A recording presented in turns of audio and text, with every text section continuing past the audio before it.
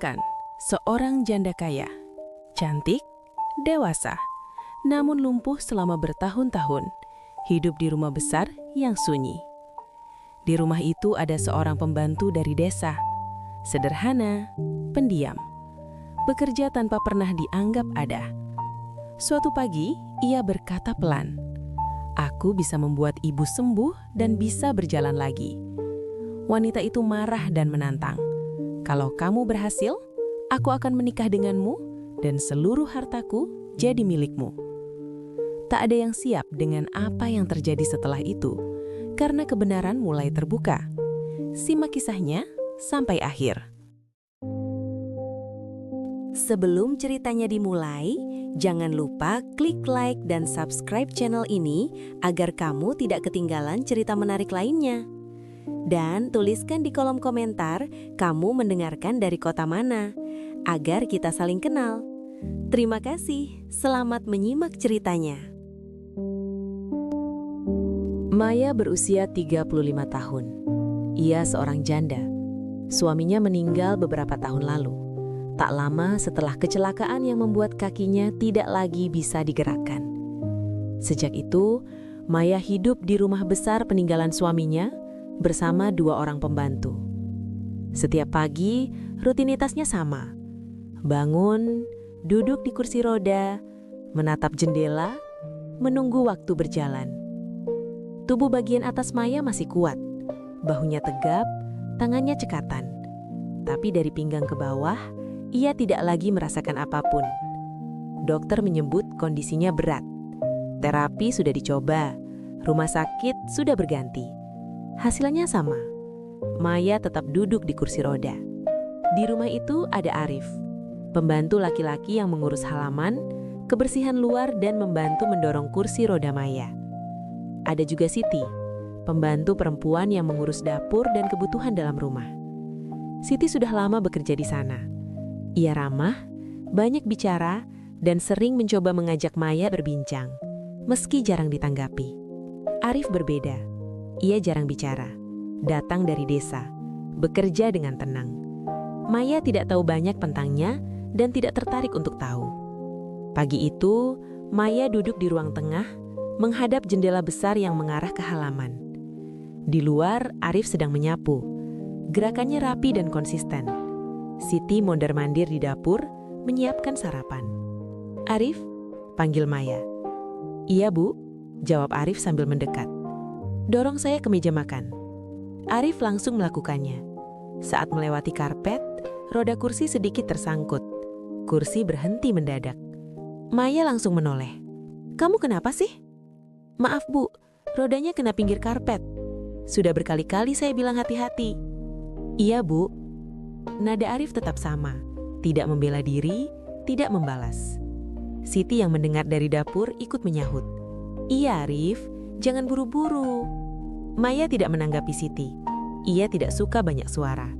Saat sarapan, Maya makan sendiri. Siti berdiri agak jauh. Arif menunggu di dekat pintu. Tidak ada percakapan sampai Maya tiba-tiba berhenti makan.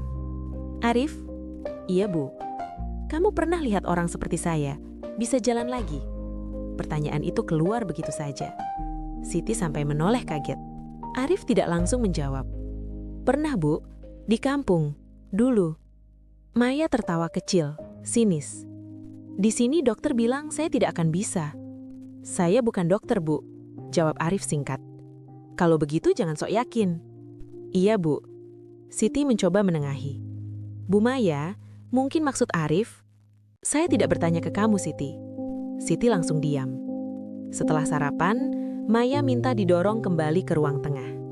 Arif melakukannya tanpa kesalahan.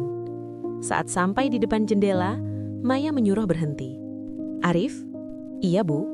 "Kamu tahu kalau kamu salah bicara sedikit saja, kamu bisa keluar dari rumah ini." Arif diam sebentar.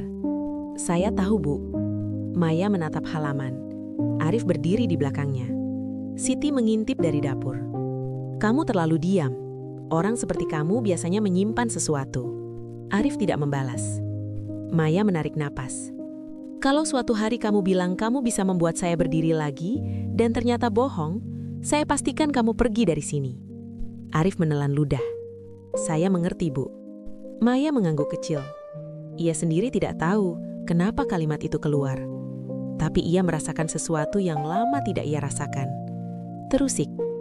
Dan itu membuatnya tidak nyaman. Hari-hari setelah pagi itu berjalan seperti biasa, tapi tidak benar-benar sama. Maya tetap bangun pagi, duduk di kursi roda, dan menatap jendela. Siti tetap sibuk di dapur. Arif tetap menyapu halaman dan mengurus hal-hal luar rumah. Namun ada satu perbedaan kecil yang terus mengganggu pikiran Maya. Ia mulai memperhatikan. Bukan dengan sengaja, perhatiannya muncul begitu saja. Cara Arif menyapu yang rapi, cara ia berhenti sebentar setiap kali melewati ambang karpet, cara ia menunggu perintah tanpa berdiri terlalu dekat. Semua terasa terukur, seolah pemuda itu selalu menjaga jarak yang sama. Maya tidak suka merasa diawasi oleh pikirannya sendiri. Ia mencoba mengabaikannya. Tapi setiap kali Arif lewat di depan jendela, matanya refleks mengikuti. Ia tidak mencari tatapan, ia hanya memastikan pemuda itu ada. Sore itu, Maya meminta didorong ke teras. Udara lebih segar di luar. Siti menggelar alas tipis dan menyiapkan minuman. Arif berdiri agak jauh, menunggu. "Kamu berdiri di situ saja," kata Maya tanpa menoleh. "Iya, Bu," jawab Arif. Beberapa menit berlalu, tidak ada percakapan. Maya memejamkan mata sejenak. Angin menyentuh wajahnya. Lalu ia berbicara lagi. "Arif?" "Iya, Bu." "Kamu pernah ikut terapi orang lumpuh?" Arif diam sebentar. "Pernah bantu, Bu, di kampung." "Bantu bagaimana?" "Angkat, pijat ringan, latihan duduk, berdiri sebentar, pelan-pelan." Maya membuka mata. "Dan hasilnya?" "Tidak selalu berhasil," jawab Arif jujur. "Tapi ada yang membaik." Siti yang mendengar dari dalam rumah mendekat. "Bu Maya, jangan terlalu berharap. Ingatkan saja." "Siti," potong Maya. "Saya tidak minta pendapatmu." Siti langsung menyingkir.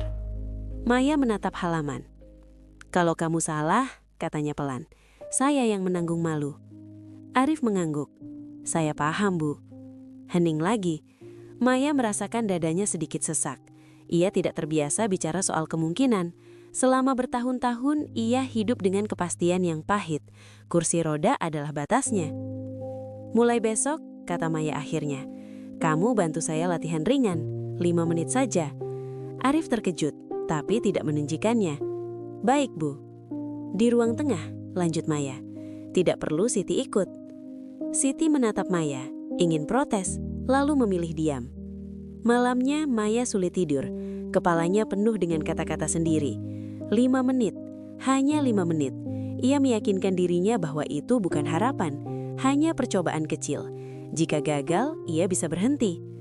Pagi berikutnya, Arif datang tepat waktu. Ia menyiapkan ruang tengah dengan hati-hati. Tidak ada gerakan berlebihan. Maya duduk tegak, tangannya menggenggam sandaran kursi. "Kita mulai dari duduk tegak, tarik nafas, lepas." Maya menuruti. Nafasnya bergetar, bukan karena lelah, karena takut. "Cukup," katanya cepat setelah beberapa detik. "Sudah." Arif berhenti, tidak memaksa. "Baik, Bu." 5 menit terasa lama, tapi ketika selesai, Maya menyadari satu hal yang mengganggunya.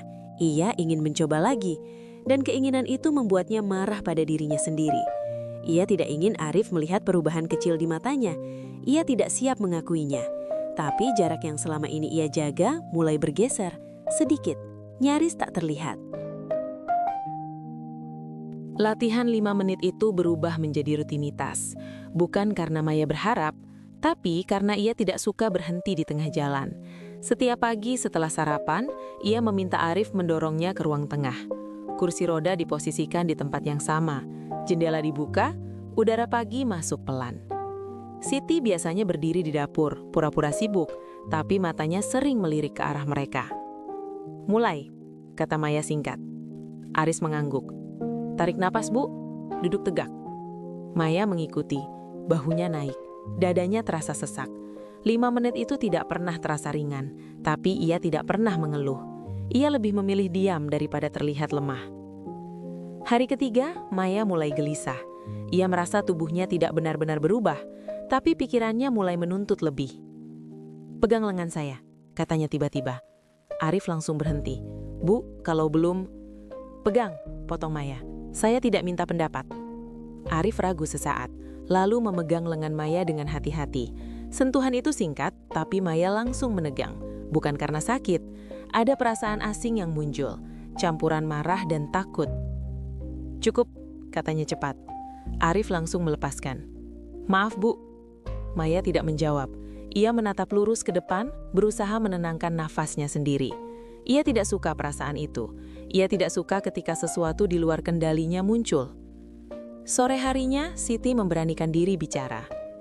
"Bu Maya," katanya pelan, "saya takut ini terlalu cepat." Maya menoleh tajam. "Kamu takut apa?" "Takut ibu kecewa, takut Arif disalahkan." "Saya yang minta," jawab Maya dingin. "Kalau gagal, itu urusan saya." Siti terdiam. Ia tahu Maya tidak suka dibantah. Hari berikutnya, Maya meminta latihan dipindahkan ke teras. Alas digelar, cahaya pagi lebih terang. Aris berdiri di samping kursi roda, menjaga jarak. "Kita coba berdiri, sedikit saja." Maya mengangguk. Tangannya menggenggam sandaran kursi. Otot bahunya menegang. Ia mendorong tubuhnya ke depan. Tubuhnya bergetar. Kakinya tetap tidak merespon, tapi ada sesuatu yang berbeda. Ia merasa lebih sadar akan tubuhnya sendiri. "Nafas, Bu," kata Arif. Maya mencoba. Ia tidak berdiri, tapi bahunya terangkat lebih tinggi dari biasanya. "Cukup," katanya terengah. Arif langsung berhenti, tidak memaksa, tidak menyentuh. Maya terdiam lama, dadanya naik turun cepat, bukan karena lelah, karena takut. Takut kalau ia mulai percaya. "Kamu jangan cerita ke siapa-siapa pun, termasuk Siti," katanya akhirnya. Aris mengangguk. "Saya tidak akan bicara. Kalau kamu bohong, kamu keluar dari rumah ini." "Iya, Bu." Malam itu Maya tidak bisa tidur.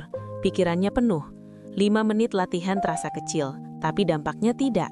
Ia merasa ada sesuatu yang mulai bergerak. Bukan di kakinya, tapi di kepalanya. Dan itu membuatnya gelisah. Arif juga tidak tenang. Ia mulai merasa batas yang ia jaga perlahan menipis. Ia sadar, ini bukan lagi sekadar pekerjaan, tapi ia belum tahu bagaimana cara mundur tanpa melukai siapapun. Dan di rumah itu, untuk pertama kalinya, ada sesuatu yang tidak lagi bisa dikontrol sepenuhnya. Beberapa minggu terakhir terasa sangat panjang bagi Maya. Setiap pagi, Arif datang tepat waktu. Setiap sore, ia kembali mengulang hal yang sama. Pijatan pelan, tekanan di titik-titik tertentu, latihan kecil yang nyaris tak terlihat hasilnya. Dan Maya masih duduk di kursi roda itu. Tidak ada perubahan besar. Tidak ada tanda yang bisa ia pegang sebagai bukti. Hanya rasa lelah yang terus menumpuk.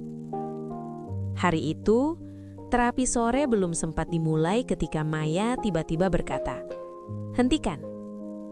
Arif berhenti. Tangannya masih menggantung di udara. "Bu, aku bilang hentikan." Suara Maya datar, tapi tegang. Ia menatap lurus ke depan, ke arah jendela. Cahaya sore masuk pelan, menyentuh lantai, seolah berjalan normal seperti hidup orang lain. "Sudah cukup," lanjut Maya. "Aku capek." Arif mendekat setengah langkah. "Bu, kita baru mulai." "Aku tahu," Maya memotong. "Dan justru itu masalahnya." Ia menarik napas panjang. Dadanya naik turun tidak teratur. "Sudah berminggu-minggu, Arif. Kamu bilang ada reaksi kecil. Kamu bilang butuh waktu. Tapi aku tetap di sini, duduk, tidak kemana-mana." Arif tetap tenang. "Perubahan saraf tidak bisa dipaksa, Bu. Tubuh tiap orang berbeda." Maya tertawa kecil. Bukan tawa senang, lebih seperti orang yang sudah kehabisan tenaga. "Aku sudah dengar semua itu," katanya. "Dokter bilang begitu, terapis bilang begitu, semua orang bilang begitu. Dan akhirnya mereka pergi." Ia menoleh tajam ke arah Arif. "Sekarang kamu datang, pembantu di rumahku. Dan kamu minta aku bersabar lagi. Kalimat itu keras. Bahkan Siti yang berada di dapur memilih berhenti bergerak. Arif menunduk sebentar, lalu mengangkat wajahnya kembali. Saya tidak minta ibu percaya pada saya. Saya minta ibu tidak menyerah dulu. Maya menggempalkan tangannya di sandaran kursi roda. Kamu tidak tahu rasanya berharap, lalu jatuh lagi. Saya tahu, jawab Arif pelan. Dan justru itu kenapa saya minta ibu bertahan sedikit lagi. Sedikit lagi itu berapa lama? Maya mulai meninggi. Sebulan, setahun, sampai aku kehabisan tenaga sepenuhnya. Arif diam beberapa detik. Sampai tubuh ibu merespon dengan jelas. Maya menggeleng, napasnya memburu. Aku lelah, Arif. Aku benar-benar lelah. Hening jatuh berat di ruangan itu. Lalu Maya berkata dengan suara lebih dingin. Kalau kamu masih yakin, buktikan. Arif menatapnya. Bagaimana maksud ibu? Maya mendekatkan kursi rodanya sedikit ke depan. Tatapannya tajam, penuh amarah yang bercampur putus asa. Kalau kamu bisa bikin aku berdiri, bikin aku berjalan lagi, katanya pelan tapi menusuk, semua hartaku ini akan kuberikan padamu, dan akan kujadikan kamu sebagai suamiku. Ruangan seperti berhenti bernapas. Arif membeku, jantungnya berdetak keras. Maya belum selesai. Tapi kalau kamu gagal, lanjutnya tanpa ragu, kamu keluar dari rumah ini. Hari itu juga. Aku tidak mau melihat wajahmu lagi. Sunyi panjang menyelimuti mereka. Arif menunduk. Tangannya menggempal. Ia tahu ini bukan sekadar ucapan emosi. Ini taruhan hidup seseorang yang hampir putus asa.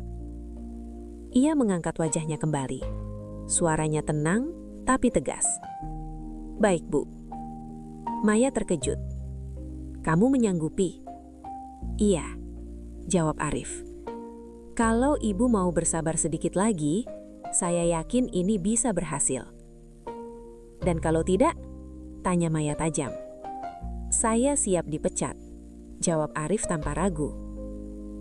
Maya memalingkan wajahnya. Dadanya naik turun. Amarahnya belum reda, tapi ada sesuatu yang goyah di dalam dirinya. Takut, harap, semua bercampur. Ini kesempatan terakhirmu, katanya pelan.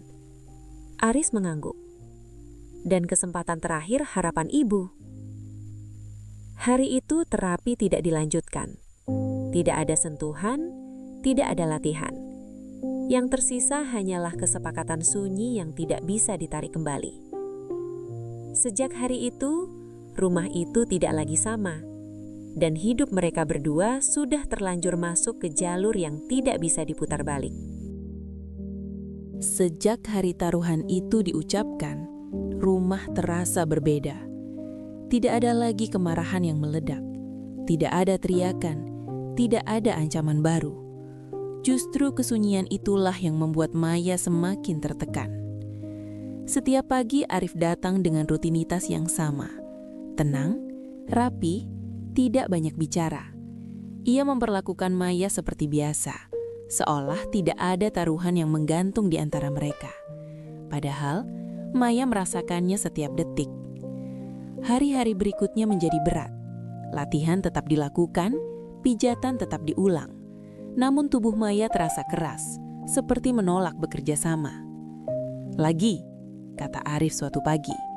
Maya mengangguk, tapi rahangnya mengeras. Ia menahan rasa nyeri yang datang bukan hanya dari tubuh, tapi dari pikirannya sendiri.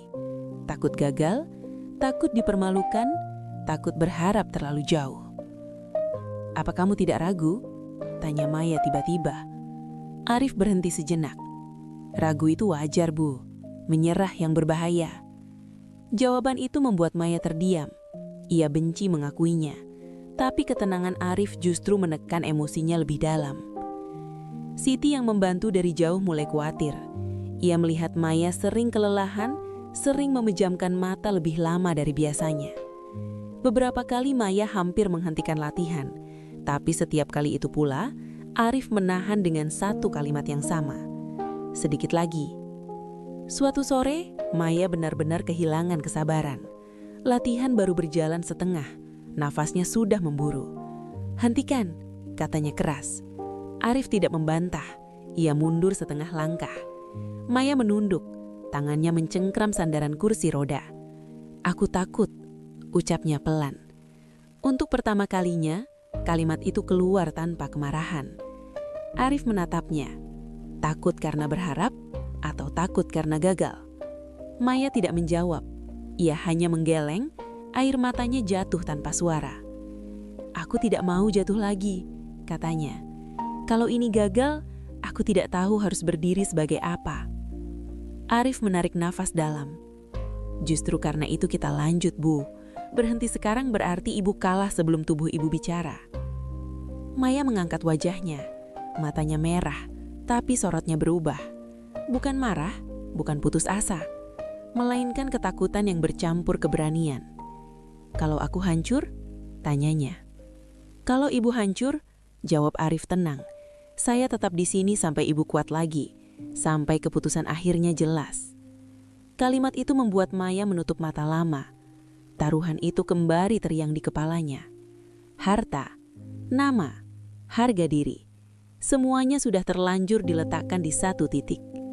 "Ayo lanjut," katanya akhirnya. Hari-hari setelah itu lebih berat. Latihan diperpanjang, Maya dipaksa menahan posisi duduk lebih lama. Tubuhnya sering gemetar, keringat dingin muncul di pelipisnya. Namun sesuatu mulai berubah. Bukan gerakan besar, bukan langkah. Hanya sensasi kecil yang datang berulang di betisnya. Tarikan halus, rasa hangat yang muncul lalu hilang. Suatu pagi, Maya mendadak menahan nafas. "Arif," katanya cepat. "Tunggu." "Kenapa, Bu?" "Ada rasa beda." Suaranya bergetar. "Bukan sakit." Arif berlutut sedikit untuk melihat lebih dekat. "Di mana?" "Di bawah lutut," jawab Maya pelan. "Seperti ditarik." Arif tidak tersenyum, ia hanya mengangguk. "Itu reaksi, Bu." Maya menatapnya lama. Untuk pertama kalinya sejak taruhan itu dibuat, harapan tidak terasa menakutkan, justru terasa nyata. Namun Maya tahu satu hal, kalau ia membiarkan dirinya percaya sepenuhnya dan ini gagal, jatuhnya akan jauh lebih menyakitkan. Dan disitulah bab 5 berakhir, di antara rasa takut dan rasa hidup yang mulai kembali.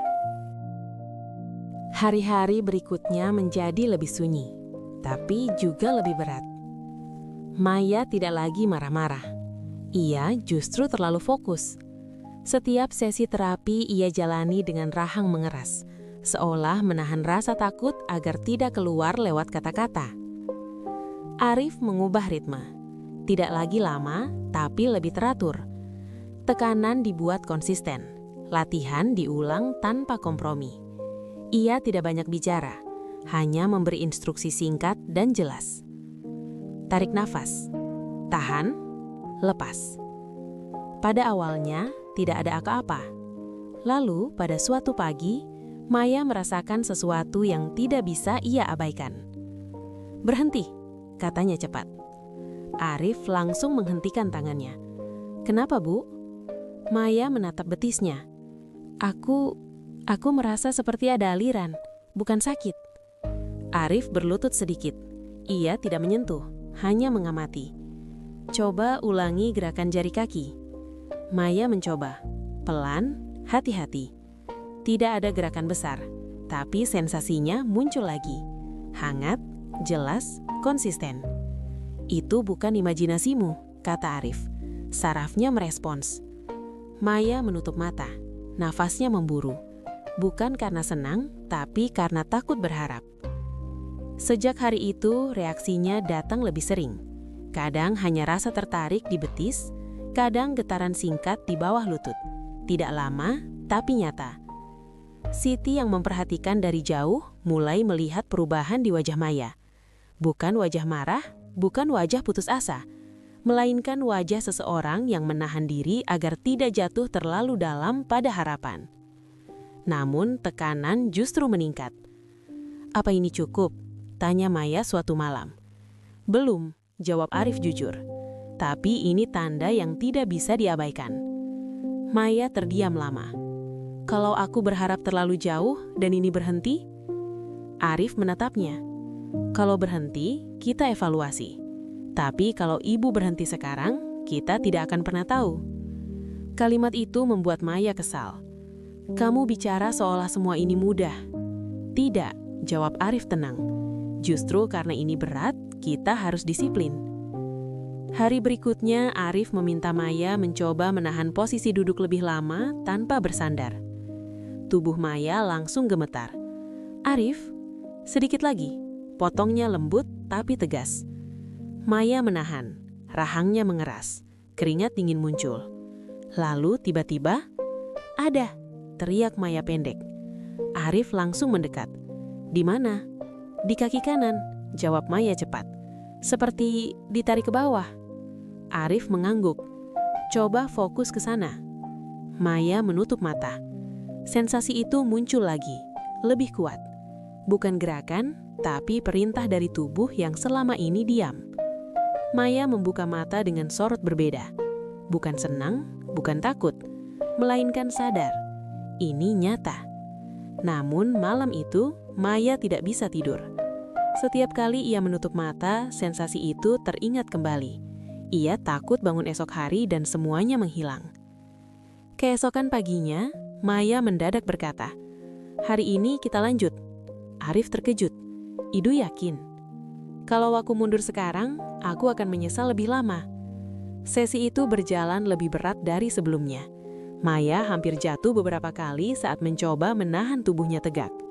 Arif menahan dari samping, tanpa mengangkat, hanya menjaga keseimbangan. Dan di satu momen singkat, ketika Maya memusatkan perhatian pada kaki kanannya, jari kakinya bergerak. Kecil, sangat kecil, tapi nyata. Maya membeku. Arif ikut terdiam. Arif, suara Maya bergetar. Itu barusan? Iya, itu gerakan. Maya menutup mulutnya dengan tangan, matanya berkaca-kaca. Bukan tangis bahagia, tangis takut. Kalau ini benar, hidupku akan berubah. Arif mengangguk. Dan itu alasan kita harus tetap tenang. Pagi itu dimulai seperti hari-hari sebelumnya. Tapi Maya sudah tahu ada sesuatu yang berbeda. Bukan di pikirannya, tapi di tubuhnya. Ia terbangun lebih awal, duduk lama di tepi ranjang, lalu memindahkan dirinya ke kursi roda tanpa memanggil siapapun. Napasnya teratur, wajahnya tenang, tapi dadanya terasa penuh. Ia tidak ingin latihan, ia tidak ingin pijatan, ia ingin jawaban. Ketika Arif masuk ke ruang tengah, Maya sudah menunggu. Kursi rodanya menghadap lurus ke sofa. Jaraknya tidak dekat, tidak jauh.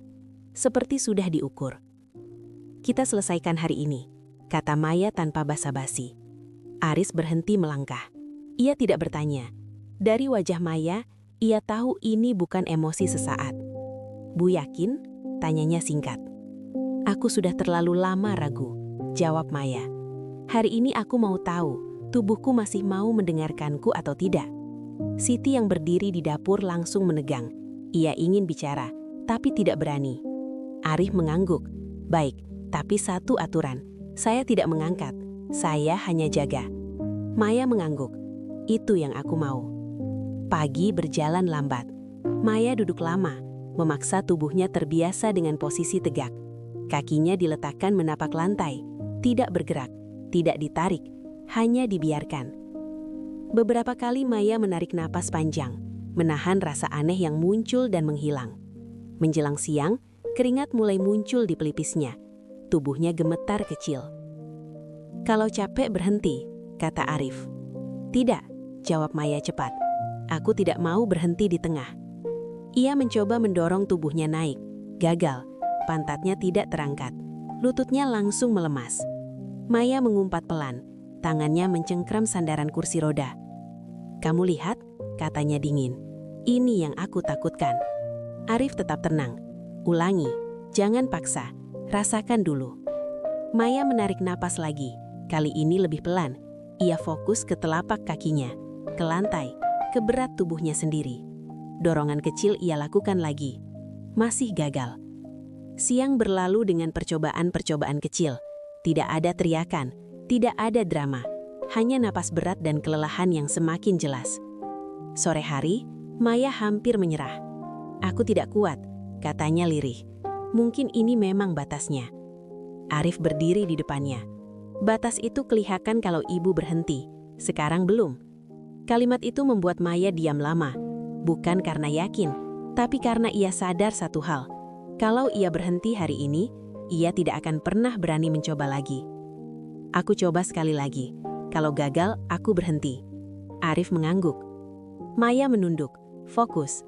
Tangannya menekan kuat. Kakinya menapak lantai. Tubuhnya bergetar hebat. Rasa takut naik ke tenggorokannya. Lalu perlahan, pantatnya terangkat. Sedikit, sangat sedikit. "Arif," suaranya bergetar. "Aku naik." "Iya," jawab Arif cepat. "Tahan." Maya berdiri setengah. Lututnya bergetar seperti ingin patah. Napasnya kacau. "Jangan lepas," katanya panik. "Saya di sini," jawab Arif tetap tidak menyentuh. Maya mendorong lagi, dan kali ini tubuhnya benar-benar berdiri. Tidak sempurna, tidak stabil, tapi berdiri. Sunyi. Siti menutup mulutnya. Air matanya jatuh. Maya menatap lurus ke depan. Dunia terasa lebih tinggi, lebih luas. Kakinya gemetar, tapi masih menahan. "Aku berdiri," katanya pelan, hampir tidak percaya. 3 detik, 4 detik, 5 detik. Lalu tubuhnya melemah dan ia duduk kembali dengan napas terengah. Tidak ada sorakan, tidak ada pelukan. Hanya satu kalimat keluar dari mulut Maya dengan suara pecah. "Aku bisa." Arif mengangguk. "Iya Bu, Ibu bisa." Maya menutup wajahnya. Tangisnya keluar tanpa suara.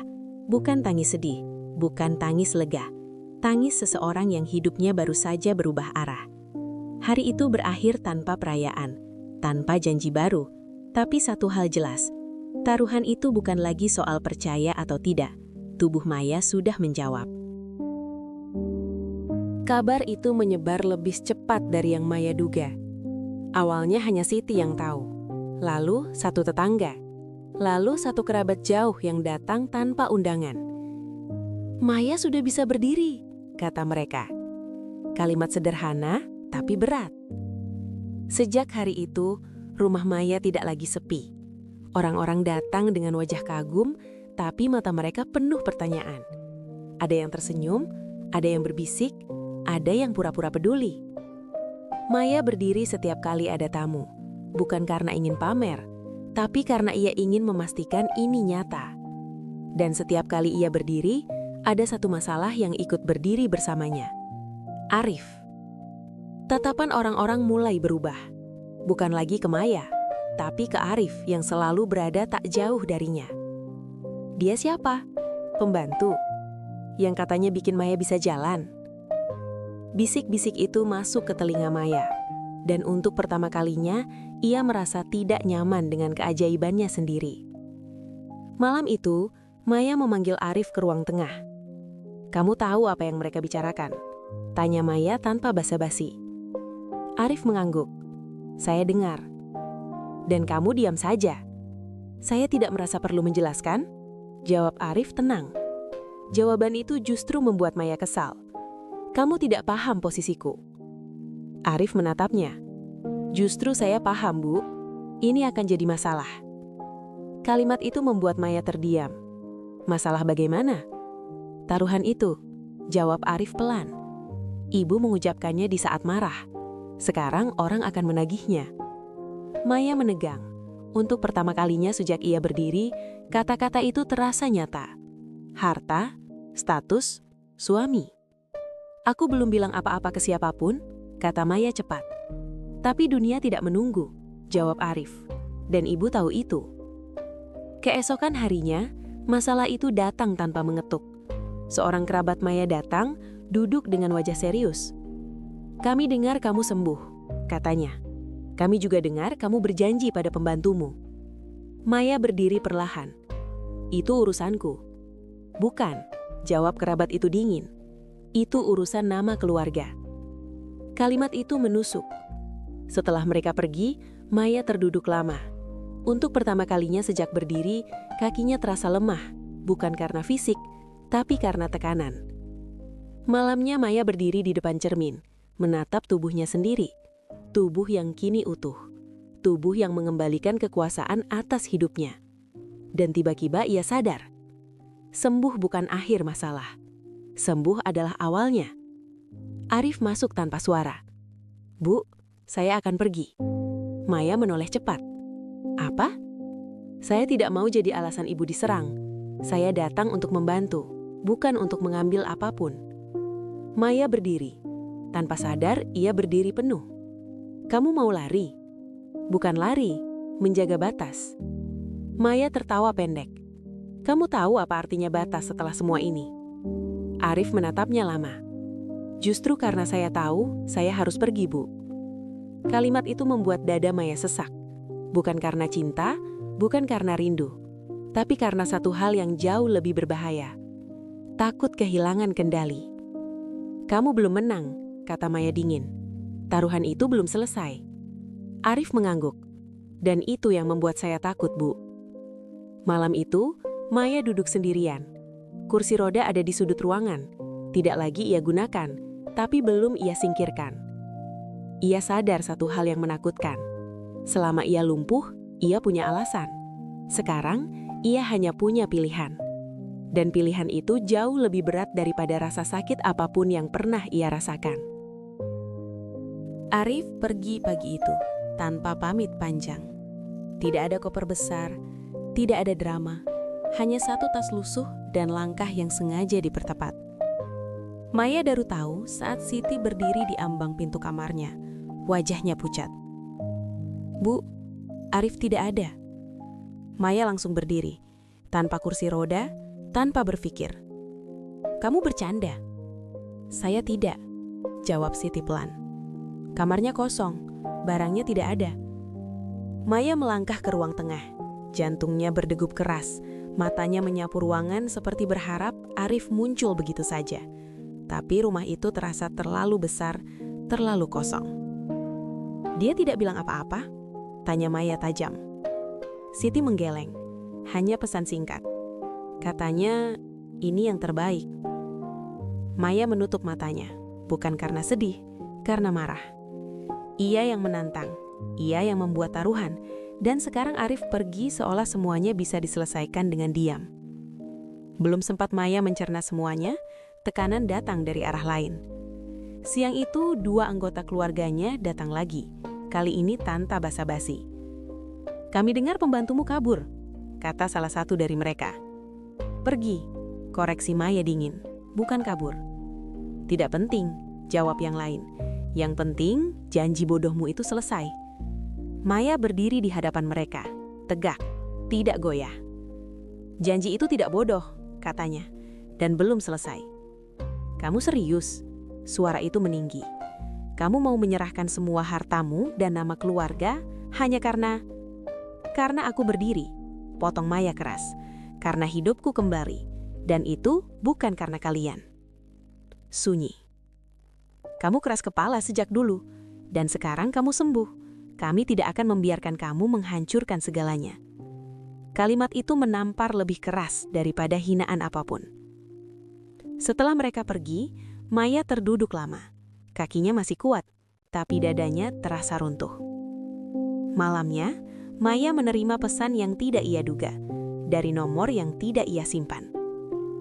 "Bu Maya, saya minta maaf pergi tanpa izin. Saya tidak ingin jadi beban baru dalam hidup ibu." Maya langsung menelepon. Sekali, tidak diangkat. 2 kali, tetap sunyi. Ia membalas cepat. "Kamu pikir ini soal beban? Kamu lari karena takut." Beberapa menit berlalu sebelum balasan datang. "Saya pergi karena saya tahu tempat saya." Maya tertawa pahit. "Tempat," gumamnya. "Siapa yang menentukan?" Ia mengetik lagi. "Kamu sudah mengubah hidupku. Kamu tidak bisa pergi begitu saja." Balasan Arif datang lama, sangat lama. "Justru karena itu, saya harus jujur, Bu." Maya menegang. "Saya sudah menikah." Dunia Maya berhenti. Ia membaca ulang pesan itu. Sekali, 2 kali. Tangannya bergemetar. Apa maksudmu? Saya punya istri di kampung. Saya bekerja di sini untuk biaya hidup dan pengobatan orang tua. Maya menatap layar ponselnya lama. Tidak ada air mata, tidak ada teriakan. Hanya rasa dingin yang menjalar dari dada ke ujung jari. Kenapa baru bilang sekarang? Karena sebelumnya ini hanya pekerjaan. Sekarang ini sudah terlalu jauh. Maya berdiri, berjalan ke jendela, menatap gelap malam. Kamu tahu apa yang paling menyakitkan? Bukan karena kamu menikah, tapi karena kamu memilih pergi tanpa memberiku pilihan. Balasan terakhir Arif singkat.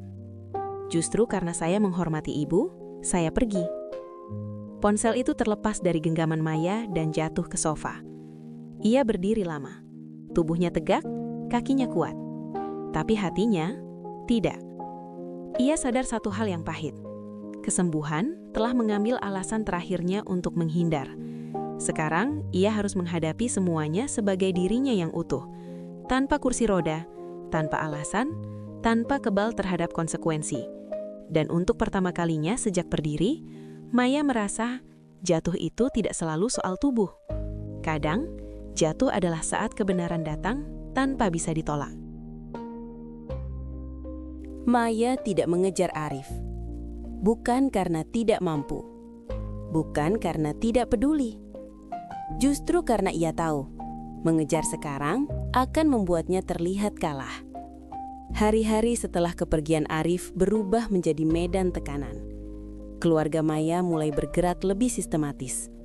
Bukan dengan teriakan, tapi dengan keputusan-keputusan kecil yang terasa mencekik. Akun keuangan dibekukan sementara. Akses ke beberapa aset ditahan. Semua dibungkus dengan alasan perlindungan hukum. Kami tidak ingin kamu membuat keputusan emosional, kata salah satu dari mereka. Maya hanya tersenyum dingin. Ia tahu arti sebenarnya. Kendali sedang ditarik kembali. Ironisnya, tubuhnya kini sepenuhnya sehat. Ia berjalan kemana-mana tanpa bantuan. Tapi untuk pertama kalinya, Maya merasa lebih terikat daripada saat duduk di kursi roda. Malam itu Maya menerima pesan lain, bukan dari Arif, dari nomor asing. Saya istri Arif. Tidak ada basa-basi, tidak ada perkenalan panjang. Maya membaca kalimat itu lama. Jantungnya tidak berdebar. Yang muncul justru rasa kosong. Saya tidak datang untuk marah. Saya datang karena nama saya mulai disebut-sebut. Maya membalas singkat. Aku tidak pernah menghubungimu. Balasan itu datang cepat. Tapi hidup saya berubah karena kamu. Kalimat itu menusuk lebih dalam daripada kemarahan manapun. Keesokan harinya, Maya akhirnya memanggil Arif. Untuk pertama kalinya sejak pesan itu. Kamu membiarkan ini melebar, kata Maya tanpa pembuka. Aku tidak punya banyak pilihan, jawab Arif pelan. Aku sudah pergi. Kamu pergi, tapi ceritanya tidak berhenti, balas Maya tajam. Hening di seberang sana. Aku tidak pernah berniat mengambil apapun darimu, kata Arif akhirnya. Masalahnya, potong Maya. Aku sudah memberikan semuanya. Kalimat itu membuat Arif terdiam. Taruhan itu keluar dari mulutku, tapi kamu menerimanya. Dan sekarang semua orang menuntut aku untuk bertindak seolah itu tidak pernah terjadi. Arif menarik napas. Aku tidak mau hidup dari sesuatu yang lahir dari keputusasaan. Maya tersenyum tipis. Dan aku tidak mau hidup seolah tubuhku sembuh untuk kembali dikendalikan orang lain. Itu inti masalahnya. Bukan cinta, bukan harta, bukan Arif semata. Tapi kendali atas hidupnya sendiri. Hari berikutnya, gosip mulai bergerak. Bukan skandal besar, tapi cukup untuk membuat nama Maya dibicarakan dengan nada sinis. Wanita kaya yang hampir menikahi pembantunya. Kesembuhan yang terlalu kebetulan. Maya tidak menyangkal. Ia juga tidak membenarkan. Ia berdiri di tengah semuanya. Tegak, sehat, tapi terisolasi. Dan disitulah ia mengambil keputusan paling berbahaya sejauh ini. Ia mengaktifkan kembali pernyataan taruhan itu. Bukan sebagai janji, tapi sebagai pernyataan kehendak. Jika semua orang ingin menagihnya, maka ia tidak akan bersembunyi. Ia tidak tahu apakah Arif akan kembali. Ia tidak tahu apakah ini akan menghancurkan reputasinya. Tapi satu hal jelas, Maya tidak akan membiarkan kesembuhannya berakhir sebagai alat orang lain. Maya tidak mencari pertemuan itu. Pertemuan itulah yang datang padanya. Pagi itu seorang perempuan berdiri di depan gerbang rumahnya. Pakaiannya sederhana, tidak kumal, tidak mewah. Wajahnya tenang, tapi matanya tegas. Tidak ada amarah di sana. Justru itulah yang membuat Maya wasbaga. "Saya istri Arif," katanya setelah Maya membuka pintu sendiri. Tidak ada nada menantang, tidak ada air mata, hanya pernyataan. Maya mempersilahkan masuk tanpa senyum. Mereka duduk berhadapan di ruang tamu yang luas. Jarak sofa itu cukup jauh untuk menampung ketegangan yang tidak terucap. "Nama saya Rina," kata perempuan itu. "Saya tidak datang untuk ribut." Maya menyilangkan kaki. "Kalau begitu, kita sama." Rina mengangguk kecil. "Saya datang karena hidup saya ikut digunjang." Maya tidak menyangkal. "Hidup saya juga." Hening jatuh di antara mereka. "Saya tahu tentang taruhan itu. Orang kampung sudah membicarakannya." Maya menatapnya lurus. "Dan kamu percaya?" "Saya percaya suami saya. Dia pulang dengan wajah orang yang kalah, bukan orang yang menang." Kalimat itu menusuk Maya lebih dalam dari yang ia duga. "Arif tidak pernah menyentuh saya," kata Maya pelan tapi tegas. "Dan saya tidak pernah mengajak dia lebih dari yang terucap." Rina menatapnya lama. "Masalahnya bukan sentuhan. Lalu apa?" "Harapan," jawab Rina cepat. "Harapan yang terlalu besar untuk orang seperti kami." Maya tersenyum tipis. "Kamu pikir ini soal kelas?" "Ini selalu soal kelas," balas Rina. "Saya hidup dari apa yang suami saya bawa pulang. Ketika namanya disebut-sebut, hidup kami ikut dipertaruhkan." Maya berdiri, tidak untuk mendominasi, tapi karena ia tidak lagi bisa duduk tenang. "Aku lumpuh bertahun-tahun. Aku kehilangan kendali atas tubuhku, hidupku, martabatku. Ketika aku bicara taruhan itu, aku sedang putus asa." Rina mengangguk. "Saya tahu, tapi putus asa satu orang bisa menghancurkan hidup orang lain." Kalimat itu menghantam keras. "Apa yang kamu mau?" tanya Maya akhirnya. Rina menarik nafas panjang. "Saya mau kejelasan. Apakah kamu akan menagih taruhan itu atau membiarkan kami hidup?" Maya menatap perempuan di depannya. Untuk pertama kalinya, ia melihat dampak nyata dari ucapannya. Bukan di rekening, bukan di reputasi, tapi di wajah seseorang.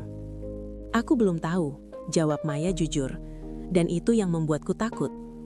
Rina berdiri. "Ketakutan itu sehat, tapi keputusanmu akan menentukan banyak hidup." Sebelum pergi, Rina menoleh sekali lagi. "Suami saya tidak pahlawan, tapi dia jujur. Tolong jangan paksa dia menjadi sesuatu yang bukan pilihannya." Pintu tertutup pelan. Maya berdiri lama di ruang tamu itu. Untuk pertama kalinya sejak berdiri dari kursi roda, ia merasa lututnya hampir goyah. Bukan karena lemah, tapi karena beratnya pilihan. Malamnya, Maya menelpon Arif. "Kita tidak bisa lari lagi," katanya singkat. "Aku tahu. Aku bertemu istrimu." Hening panjang di ujung sana. "Dan?" tanya Arif akhirnya. "Dia lebih kuat dari yang aku kira. Dan itu membuatku mempertanyakan diriku sendiri." Arif menarik nafas. "Aku tidak ingin siapapun hancur karena ini." Maya memejamkan mata. Terlambat. Telepon ditutup tanpa kesepakatan.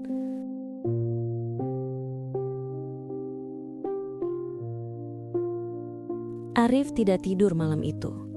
Ia duduk di teras belakang rumah kontrakan kecilnya, menatap halaman gelap tanpa benar-benar melihat apapun. Kepalanya penuh suara. Suara Maya, suara istrinya, dan suara dirinya sendiri yang sejak awal terlalu lama diam. Pagi harinya, ia datang ke rumah Maya lebih cepat dari biasanya. Bukan untuk terapi, bukan untuk bekerja. Ia datang untuk berbicara. Maya sudah berdiri ketika Arif masuk. Posturnya masih belum sempurna, tapi cukup tegak untuk menunjukkan satu hal. Ia tidak lagi perempuan yang bisa menghindar dari keputusan. "Kita harus selesai hari ini," kata Arif tanpa basa-basi. Maya mengangguk pelan. "Aku tahu." Arif menarik napas. "Aku akan berhenti." Kalimat itu jatuh begitu saja, tapi dampaknya seperti benda berat yang dijatuhkan ke lantai. "Berhenti?" ulang Maya. "Aku tidak bisa melanjutkan ini," lanjut Arif. "Bukan terapinya, tapi keterlibatan ini. Namaku, keluargaku, hidupku, sudah terlalu jauh terseret." Maya menatapnya lama. Tidak marah, tidak terkejut, justru terlalu tenang. "Jadi kamu memilih pergi," katanya. "Aku memilih bertanggung jawab," jawab Arif tegas. Maya tersenyum tipis. "Kamu tahu, beberapa minggu lalu aku akan memaki kamu untuk itu." "Aku tahu." Tapi sekarang, Maya berhenti sejenak. "Sekarang aku justru ingin bertanya sesuatu." "Apa?" "Kalau aku benar-benar menagih taruhan itu, apa yang akan kamu lakukan?" Arif tidak menjawab langsung. Ia berdiri tegak, lalu berkata dengan suara yang jauh lebih berat, "Aku akan menolak, apapun resikonya." Maya mengangguk pelan. Termasuk kehilangan pekerjaan, nama baik, bahkan dianggap tidak tahu diri. Termasuk itu. Hening menyelimuti ruangan. "Dan kalau aku gunakan kekuasaanku," Maya menekan, "semua hartaku, semua pengaruhku." Arif menatap Maya langsung. "Maka kamu akan menjadi orang yang kamu benci bertahun-tahun." Kalimat itu menghantam tanpa suara keras. Maya memalingkan wajah, tangannya mengkempal. "Aku tidak minta kamu jatuh cinta padaku," katanya lirih. "Aku hanya ingin merasa tidak sendirian setelah berdiri." Arif melangkah lebih dekat, tapi tetap menjaga jarak. "Dan aku tidak pernah ingin kamu berdiri dengan mengorbankan orang lain." Maya tertawa kecil, getar, pahit. "Lucu ya, dulu aku merasa berkuasa karena uang. Sekarang aku sadar, uangku tidak bisa memaksa orang yang benar." Arif terdiam. "Aku tidak akan menagih taruhan itu. Bukan karena aku kalah, tapi kalau aku menang dengan cara itu, aku akan kehilangan diriku sendiri." Arif menunduk, napasnya berat. "Tapi aku juga tidak bisa pura-pura tidak terjadi apa-apa." Maya menambahkan, "Setelah kamu pergi, hidupku akan kosong lagi." Arif mengangguk. "Aku tahu. Dan itu harus aku hadapi sendiri. Tanpa kamu, tanpa janji, tanpa sandaran palsu." Kalimat itu bukan permintaan, itu keputusan. Arif melangkah mundur. "Aku akan pamit hari ini." Maya menatapnya. "Pergilah dengan bersih." "Aku akan." Saat Arif berbalik, Maya memanggil sekali lagi. "Arif?" Ia menoleh. "Terima kasih sudah memilih jalan yang benar, meski itu berarti meninggalkanku." Arif tidak menjawab. Ia hanya mengangguk pelan, lalu pergi. Pintu tertutup. Dan untuk pertama kalinya sejak Maya bisa berdiri, ia duduk bukan karena lemah, melainkan karena harus belajar berdiri sendirian. Kepergian Arif tidak membuat rumah itu kosong. Rumah itu sudah lama kosong. Yang berubah hanyalah kini Maya benar-benar menyadarinya. Pagi datang tanpa suara langkah di halaman. Tidak ada sapu yang digeser pelan. Tidak ada suara pintu belakang dibuka terlalu hati-hati. Tidak ada suara laki-laki yang selalu berbicara seperlunya, tapi kehadirannya terasa. Maya berdiri sendiri di ruang tengah. Ia berdiri cukup lama. Bukan untuk membuktikan apa-apa, tapi untuk memastikan satu hal, ia masih bisa. Kakinya gemetar ringan, bukan karena lemah, melainkan karena tubuhnya belum terbiasa menanggung beban tanpa bantuan siapapun. Bertahun-tahun ia bersandar pada kursi roda, pada perintah, pada uang, pada orang lain. Sekarang tidak ada itu semua. Ia melangkah satu langkah, lalu berhenti. Ada rasa takut yang muncul tiba-tiba. Bukan takut jatuh, tapi takut tidak ada siapa-siapa yang melihatnya berdiri. Di dapur, pembantu perempuan yang sejak awal tinggal di rumah itu melirik sebentar, lalu kembali menyiapkan sarapan. Tidak ada tepuk tangan, tidak ada sorak, tidak ada kekaguman. Dan Maya sadar, beginilah hidup berjalan, tanpa panggung. Siang harinya Maya menerima laporan keuangan. Angka-angka masih rapi, aset tidak berkurang, rekening tetap penuh. Tidak ada satupun yang berubah di atas kertas, tapi hatinya kosong. Ia menyentuh ponselnya beberapa kali, tidak ada pesan dari Arif. Dan untuk pertama kalinya, ia tidak berharap ada. Sore itu Maya memaksa dirinya berjalan ke teras, pelan, terputus-putus. Setiap langkah terasa seperti mengingatkan, berdiri bukan akhir dari apapun, berdiri hanyalah awal dari rasa sepi yang baru. Ia duduk di kursi teras, menatap halaman yang kini bersih, tapi terasa asing. Beberapa tetangga melirik dari jauh, ada yang berbisik, ada yang pura-pura tidak melihat. Kabar sudah menyebar, Maya bisa berdiri, Arif pergi. Taruhan besar itu tidak pernah benar-benar terjadi. Orang-orang kecewa, bukan karena Maya berdiri, tapi karena mereka tidak mendapat cerita sensasional yang mereka tunggu. Maya tersenyum pahit. Malamnya, Maya mencoba tidur tanpa obat. Tubuhnya lelah, tapi pikirannya terjaga. Ia memejamkan mata, namun yang muncul justru ingatan kecil. Arif yang menunggu ia mengatur nafas, Arif yang tidak pernah menyentuh tanpa izin, Arif yang pergi tanpa menuntut apapun. Ia duduk di tepi ranjang.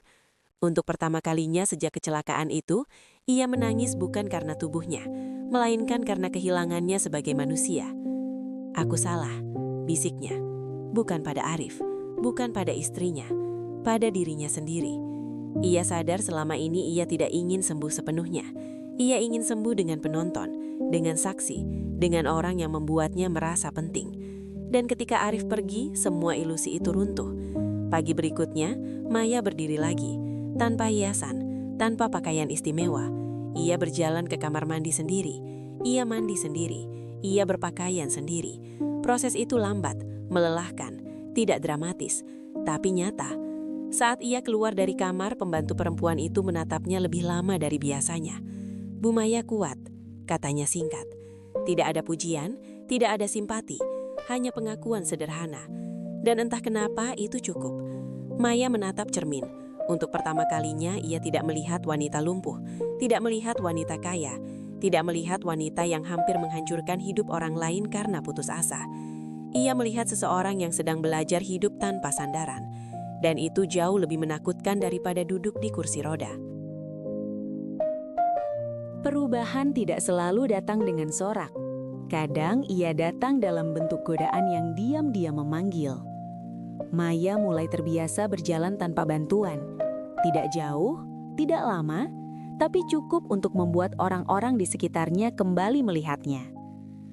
Dan ketika orang mulai melihat, dunia lama pun pelan-pelan datang lagi. Telepon dari rekan bisnis berdatangan, undangan makan malam, tawaran investasi, senyum-senyum yang dulu akrab kembali terasa. "Kamu luar biasa, Maya," kata mereka.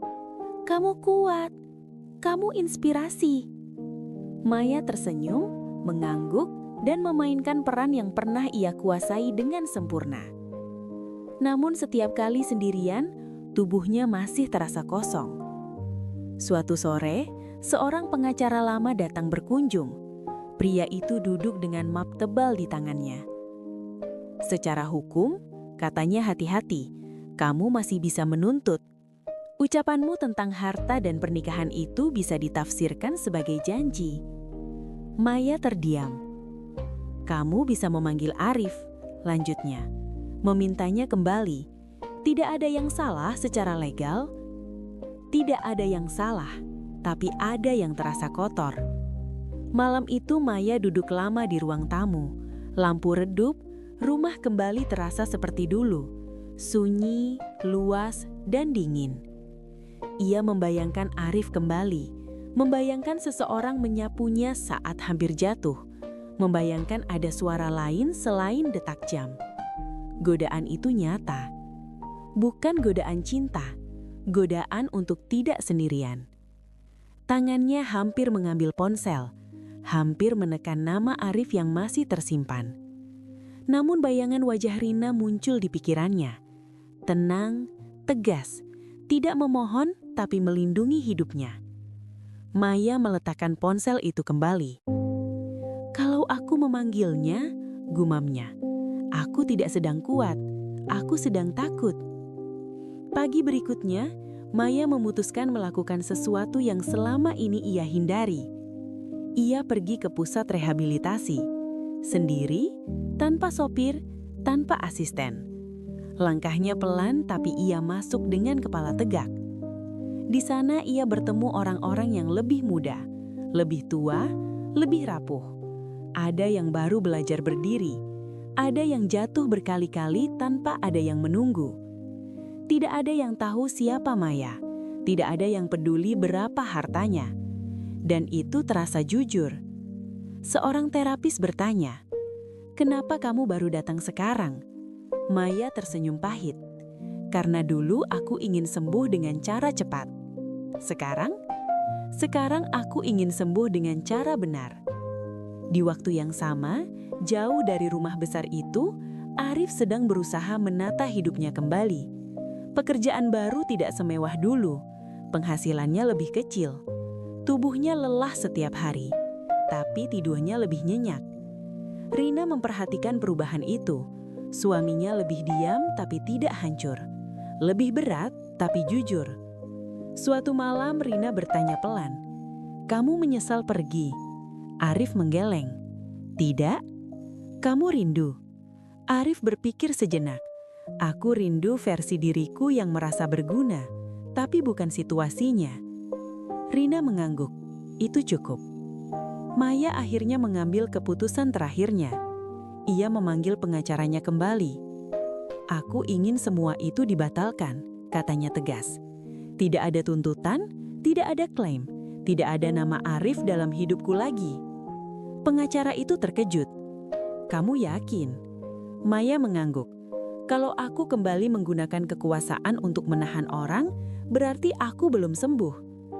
Setelah telepon ditutup, Maya berdiri di depan jendela.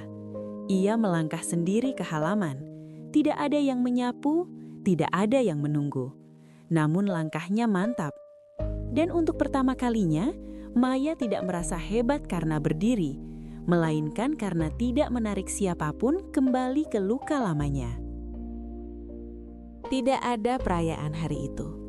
Tidak ada bunga, tidak ada tepuk tangan. Tidak ada orang yang menunggu Maya di depan pintu. Pagi datang seperti pagi-pagi sebelumnya. Matahari naik perlahan, menembus tirai ruang tengah. Maya berdiri dari kursinya, mengatur nafas, lalu melangkah ke depan tanpa ragu yang dulu selalu menyertainya. Langkahnya belum sempurna, tapi ia tidak berhenti. Ia berjalan ke dapur, menuang air sendiri, duduk sebentar, lalu berdiri lagi. Hal-hal kecil, hal-hal yang dulu terasa mustahil, kini terasa biasa. Dan justru disitulah Maya memahami sesuatu. Kesembuhan tidak selalu datang bersama rasa bahagia yang meledak-ledak. Kadang, ia datang bersama kebisuan yang jujur. Siang hari, Maya menerima laporan terakhir dari pusat rehabilitasi. Progresnya baik, masih butuh waktu, tapi arahnya jelas. Tidak ada keajaiban instan, tidak ada janji palsu. Dan untuk pertama kalinya, itu tidak membuatnya marah. Ia menutup berkas itu, lalu membuka jendela. Angin masuk membawa suara kota, suara hidup yang berjalan tanpa menunggunya. Maya tersenyum kecil. Di sisi lain kota, Arif pulang dengan tubuh lelah. Tangannya kotor oleh pekerjaan, bajunya basah oleh keringat. Tapi langkahnya ringan. Rina menyambutnya di depan rumah kecil mereka. Tidak banyak bicara, hanya senyum singkat dan segelas air. "Kamu capek?" kata Rina. "Iya," jawab Arif. "Tapi kamu tenang." Arif mengangguk. "Aku merasa kembali ke tempatku." Malam itu mereka duduk berdua di teras. Tidak membahas masa lalu, tidak membicarakan Maya, tidak membicarakan taruhan yang pernah hampir menghancurkan banyak hal. Beberapa cerita memang tidak perlu dibawa pulang. Maya malam itu duduk sendirian di ruang tamu. Lampu redup. Rumah besar itu tidak lagi terasa menakutkan, tidak juga hanyut, hanya nyata. Ia membuka ponselnya. Nama Arif masih ada, nama yang tidak pernah ia hapus lagi. Tapi juga tidak pernah ia sentuh lagi. Ia menatapnya lama, lalu mengunci layar. Bukan karena benci, bukan karena sakit, tapi karena ia tahu beberapa orang datang bukan untuk tinggal, melainkan untuk mengubah arah hidup kita. Dan tugas kita bukan menahan mereka, melainkan melanjutkan hidup dengan perubahan yang mereka tinggalkan. Maya berdiri. Ia berjalan ke depan cermin besar di ruang tamu, menatap bayangannya sendiri. Tidak ada lagi wanita lumpuh yang penuh amarah. Tidak ada lagi majikan yang merasa berkuasa atas hidup orang lain. Tidak ada lagi seseorang yang ingin sembuh dengan disaksikan. Yang ada hanya seorang perempuan yang berdiri karena ia memilih bertanggung jawab atas hidupnya sendiri. Ia mengangkat dagunya sedikit. "Aku bisa," katanya pelan. Dan untuk pertama kalinya, kalimat itu tidak ditujukan pada siapapun, bukan pada Arif, bukan pada dunia, bukan pada masa lalu. Kalimat itu ditujukan pada dirinya sendiri. Di luar, malam berjalan seperti biasa. Tidak peduli siapa yang sembuh, tidak peduli siapa yang pergi. Dan justru karena itu, Maya tersenyum. Ia tidak lagi membutuhkan saksi untuk berdiri.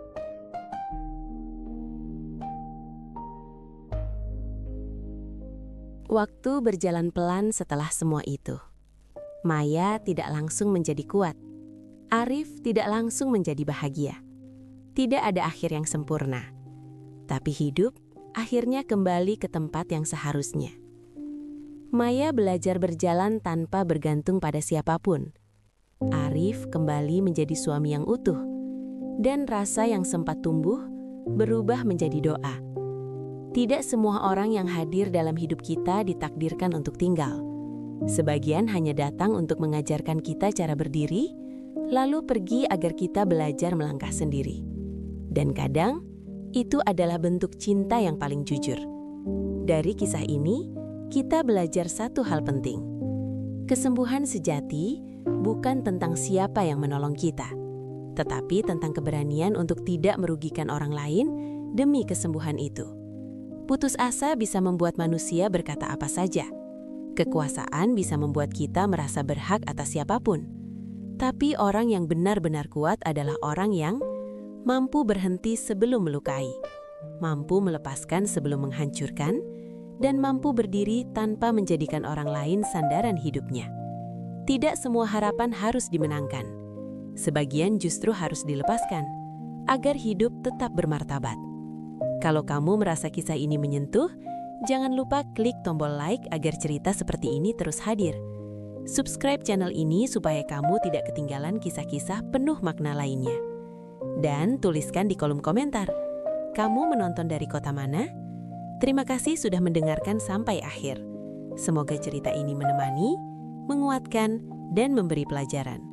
Sampai bertemu di kisah berikutnya.